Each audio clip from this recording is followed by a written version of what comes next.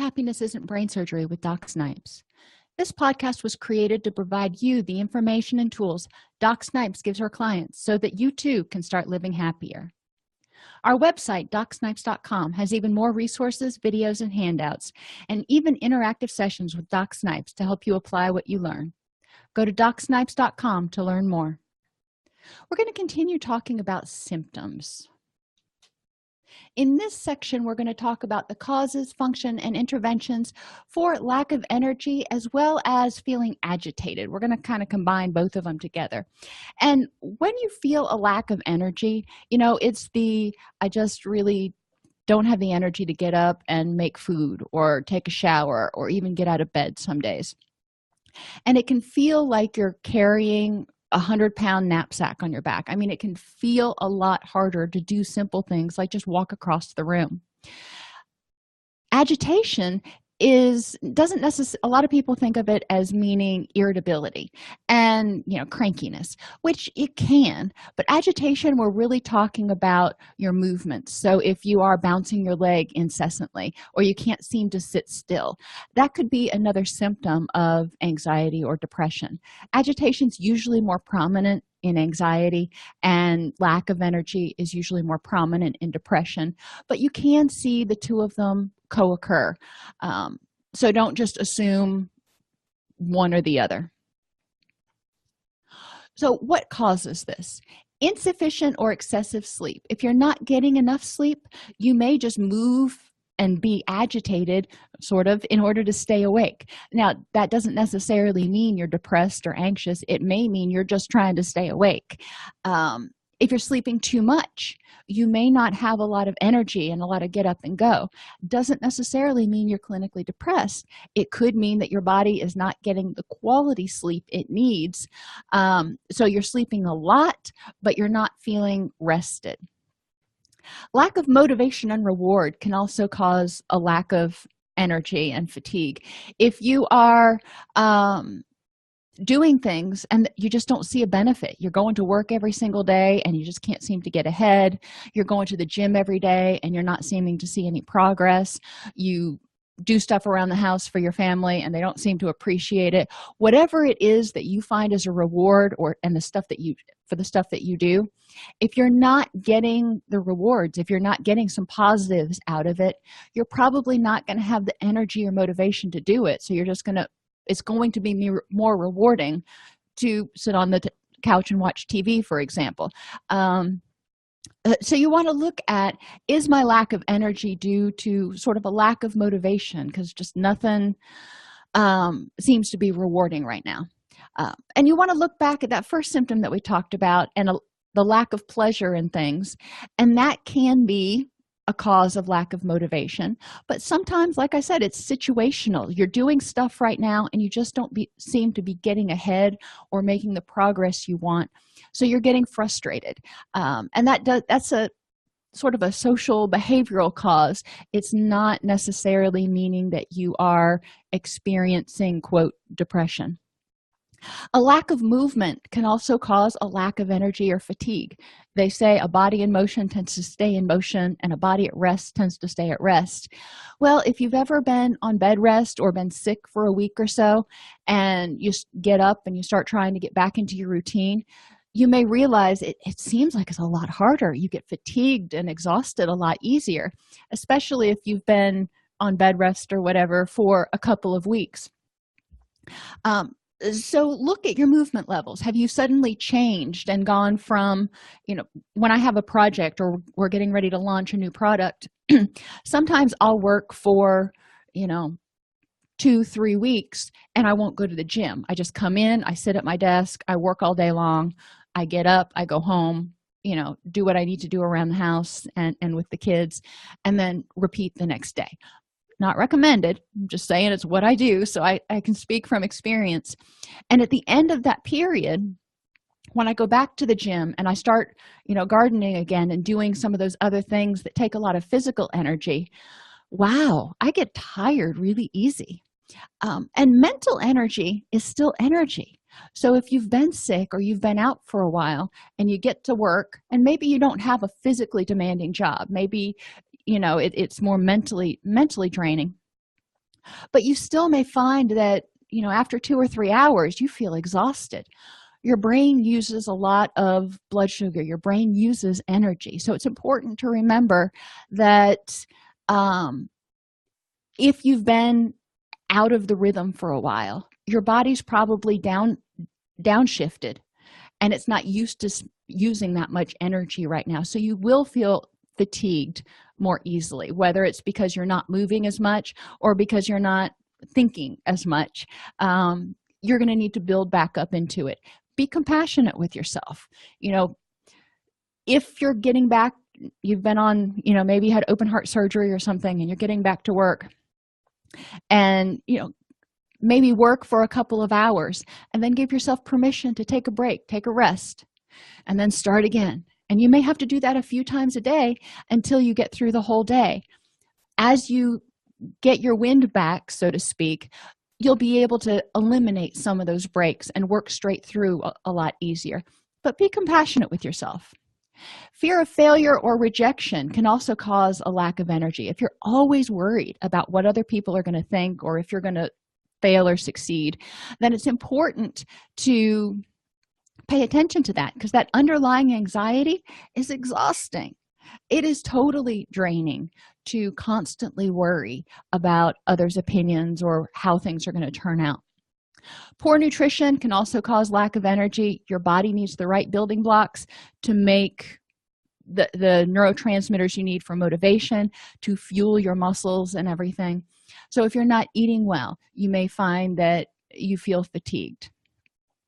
Thyroid or hormone imbalances, yep, it keeps coming up, doesn't it?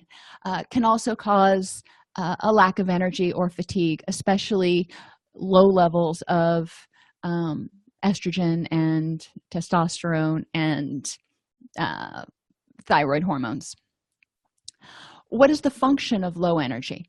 Well, your body is devoting scarce resources to rebuilding and functioning. It ain't got enough gas to do all this other stuff. It's saying, all right, I only have a certain amount of energy right now, so I am going to focus it on what is most necessary to survive. And going to the gym or going to the grocery store, that's not making the list today. Be compassionate with yourself. Recognize that your body's trying to tell you, you gotta pace yourself a little bit. Life is a marathon, not a sprint. So how do you cope? Ask yourself, again, instead of reinventing the wheel, think of what you already do. What besides caffeine helps you get energy? Deep breathing can help. When you oxygenate your blood, it can help you get energy. For some people, being outside, getting some sunlight will help sort of recharge their batteries. A vitamin D deficiency is also linked with depression as well as low energy. So make sure that you're getting enough vitamin D, which is our sun vitamin. What drains your energy? So we've already looked at what helps you get energy, what you've done in the past. Make a list of those things and, try them out when you're feeling kind of sluggish. For me, if I get outside, especially if I get outside and get my heart rate up, I generally feel a lot better. If I just sit inside all day, I tend to feel even more sluggish. What drains your energy? Once you know how to build it up, you also want to figure out how to keep it from getting drained. How can you put the stopper in so you're not losing energy in the process of trying to gain it? You don't want to be working against yourself. Emotionally, what drains your energy? If social networking, if getting on Facebook or whatever, or Instagram or whatever it is, drains your energy, it causes you stress or anxiety or irritability, consider removing that when you already feel like you have low energy, or limiting the time you spend on it even when your energy is not low so it doesn't drain your energy. I found it's better for me to limit my social networking time to no more than an hour a day. Mentally, what drains your energy? What thoughts do you have that cause you stress and anxiety and angst? Whether it's a negative internal critic constantly telling you that you're not good enough, or stuff that's going on in the world and politics and finances and relationship issues and other things you think about. So what thoughts do you have that drain your energy? Because you want to take those thoughts and kind of harness them and say, all right, I have this thought. Now, what can I do about it to improve the next moment? If I am concerned that, politically we're in a bad place and that a nuclear war could start, then I'm going to say, what do I do to address that thought? Do I start stockpiling in case there is some sort of international crisis, so I have enough food and water to get me through 6 months or whatever, the sort of the prepper mentality? If I have this mental thought that, I'm not good enough and everything I do seems to fail, well, then I want to look at what things have I done that have succeeded, what are the reasons I'm good enough, and work on self-esteem issues. Because holding that thought and just continually telling myself I'm not good enough is just going to kind of beat me into the ground, and that's going to suck my energy dry. So I need to figure out how to get rid of that thought, or what to do so I can let that thought go and feel like, okay, I've got that issue resolved. Physically, what drains your energy? When I was sick, I wasn't working out as much, I wasn't out in the garden as much, and when I started feeling better, I wanted to go back to the gym and just jump right back into my old life, and that didn't happen. I found that I had to choose. I could either do gardening or go to the gym, but I didn't have the energy, I didn't have the ability at that point, because I had been downshifted. I didn't have the ability at that point to go running and work in the garden without causing myself a relapse into my illness. So it's important to look at physically, what are you doing that's draining your energy? Housework can be draining, shopping can be draining. What are you doing? Socially, what drains your energy, or who drains your energy? My husband's an introvert, and my daughter actually is too. So the two of them going into somewhere where there's a lot of people, where it's crowded, especially if they're expected to be social, is exhausting. It's not that they don't like other people, but that many people in a small space drains their energy. It's exhausting for them. They prefer, small groups, 2 or 3 people at a time. They're cool. So think about, for you, what social environments and what people suck your energy. There are certain people in my life, love them to death, but they can be an extreme drain on my energy levels, because it's always, gloom and doom. So I limit my contact with them sometimes, especially if I'm already having a low energy day. But I also, set boundaries on our relationship. So when we get on the phone, I don't end up on the phone for 3.5 hours. It's like 30 minutes and off. That helps me still engage with them because they're important to me, but set a healthy boundary so I don't end up just completely depleted for the rest of the day. And environmentally, what drains your energy? For me, it's clutter. And dirty floors. I am a fanatic about floors, but when I look around and I see clutter everywhere, it's just, I feel exhausted, I feel oppressed. And I prefer, in our house we call it flat surface-itis, which is an inflammation of all the flat surfaces. And I've got teenagers who are homeschooled. It happens. Things build up on every flat surface, and that has to go away by the end of the school day. Because it bugs me to have piles of stuff on every flat surface. And that, since it, quote, bugs me, that's going to be something that it's not a huge stressor, but it's one of those slow drains on my energy. It's kind of like if you have a garden hose and you put a nail hole in it. It's not going to be a huge leak, but it's going to slowly drain the energy. When you felt lethargic or low energy in the past, how did you help yourself feel better? What else can you do? So make a list of those things. Other simple-ish interventions: get up and move around. Try doing 15, which is, and I say this for a lot of different things, try 15 means do something for 15 minutes. And generally you'll find once you start moving around, you feel a lot better and you keep going. But if you can move around and get your blood going for 15 minutes, you may feel better. And whether it's, maybe you just go outside and walk the dog or whatever you do. Stay hydrated. Dehydration is implicated in low energy and confusion and difficulty making decisions and other things because you're not thinking as clearly. But it is implicated in low energy, so make sure you're hydrated. Increase motivating chemicals by having some successes. If you're feeling unmotivated, if you're feeling like things just aren't panning out for you, whatever you do, set yourself up for some successes. Look at your goals and see if maybe you can make some smaller goals that you can achieve, and focus on successes you've had in the past. Get an accountability buddy, whether that's your roommate or your workout partner or your neighbor down the street, somebody who can help you get up and kind of get moving. My husband will do that sometimes if have particularly low energy. He'll be like, why don't we go out and walk around outside? And thankfully I don't experience that a whole lot anymore, but there was one job I would come home and I would basically just sit there and all but drool on myself for the rest of the evening. I was so exhausted. But if he helped me get out and we walked around on the farm, or I started pulling weeds or something, I'd kind of get my second wind, and it would help a lot. Identify any fear or depressive thoughts that may be dampening your motivation and your energy, and try to think the opposite. It's not always easy, but sometimes fake it till you make it. So if you have an internal critic that keeps telling you you're not good enough, talk back to him and tell yourself, yes, I am good enough, thank you very much, and here's why. Think about how you get motivation to do something when you don't have any. And sometimes things, you have low energy already, or you'd rather spend your energy on something else, but things like laundry or going to work need to be done. So how do you make that inviting? How do you increase your motivation?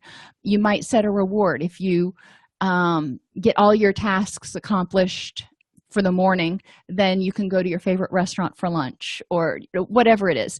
I work for myself, so once I get my tasks accomplished, I get to go home, which keeps me from dilly-dallying and helps me be a little bit more motivated. And how do you get started on a task when you don't want to?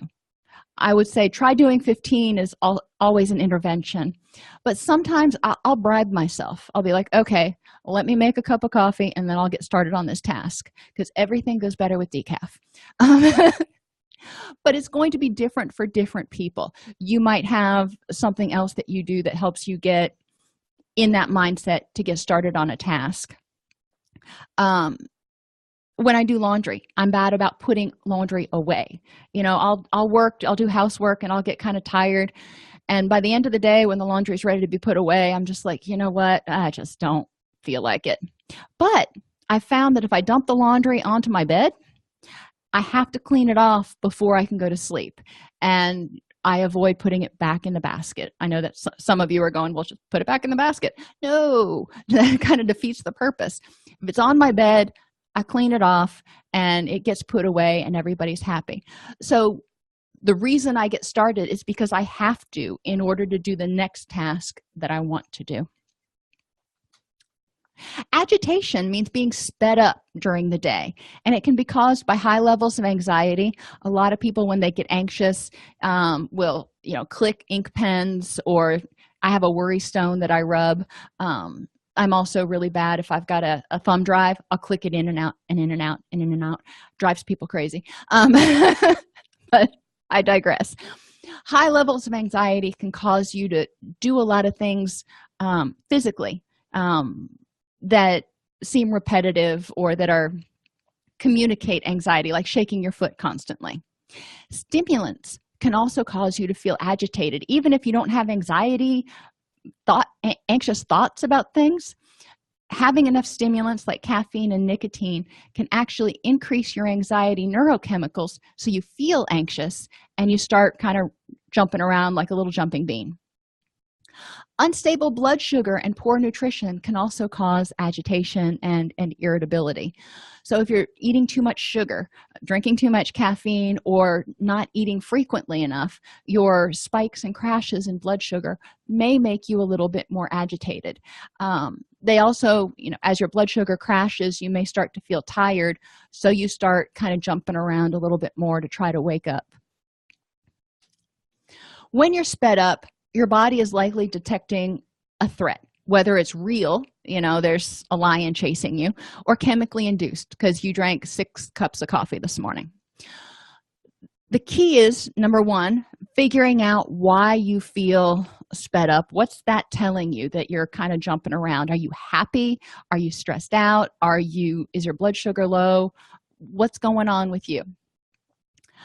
When you feel driven or anxious, how do you get it under control? When you feel like that, a lot of people, before they go out and do a speech, for example, feel really anxious and agitated, and they'll pace the floor and all kinds of stuff. How do you rein that in so you can go do your speech? How do you rein that stuff in? And what can you do to be kind to yourself? Sometimes the agitation, the jumpiness, is because of something that you're worried about. So what can you do to be kind to yourself? Instead of telling yourself you shouldn't be jumping around like this, you need to calm down. Well, what you're doing is what you're doing. So how can you improve the next moment? How can you help yourself see whatever's coming up as a challenge instead of a threat? So if you're going to do public speaking, or if you're going to interview for a job, or go to your in-laws, or whatever it is that's causing you to be a little bit agitated, how can you be kind to yourself? View it as a challenge. Envision yourself successfully completing it. And sometimes you just need to get up and move around because your body has that energy and it's kind of flowing. So move some of those big muscles, and that'll help you kind of restabilize. You can also practice deep breathing.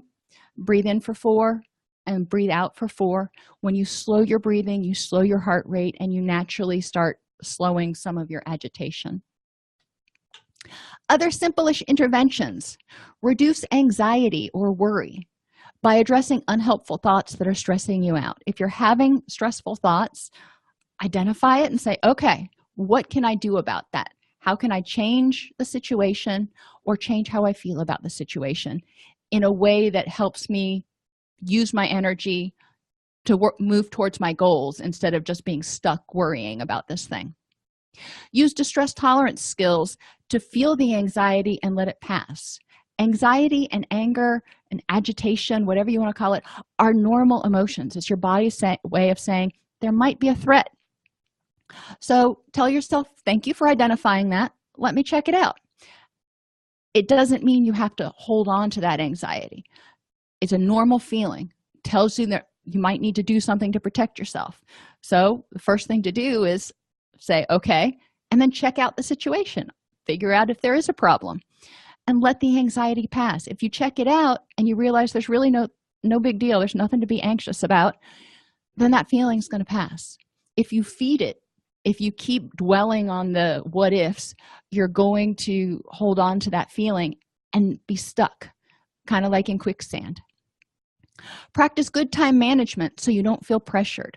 A lot of times people have anxiety because they're overcommitted, and they're overwhelmed and don't even know where to start. So if that's you, stop, figure out the have-tos. Those are the things that have to get done, or there's going to be major negative consequences. Prioritize those. Everything else can go by the wayside. We're worried about the have-tos. If you don't pay your light bill, power's going to get cut off. So prioritize those. Delegate any that you can. If your kids can help, your spouse can help, if your neighbor down the street can help, okay, cool. So then what's left, you've got to figure out how to make it happen. Maybe you're the one who does all the cooking for the family. Well, let's simplify that. Maybe you order takeout tonight, or maybe even for the whole week if you've got a lot of stuff going on at work. Is it something you want to do all the time? Probably not. But is it a way to simplify and help you reduce your stress and anxiety right now? Might be. Pay attention to and reduce how many stimulants you're taking, including caffeine, nicotine, diet pills, and decongestants. All of these can cause you to feel revved up. And remember that unstable blood sugar and poor nutrition can make you feel jittery, so try to eat healthfully and regularly. Being fatigued or slowed down, feeling like you're out of gas, can be caused by too much or too little sleep, lack of motivation and reward, plain lack of movement, fear of failure or rejection, keeping you revved up all the time and sort of anxious all the time, poor nutrition, and thyroid or hormone imbalances.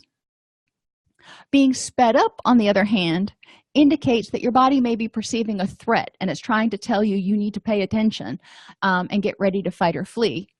Or you've ingested stimulants and you're either sensitive or you ingested too many, or you have a thyroid imbalance or something else going on.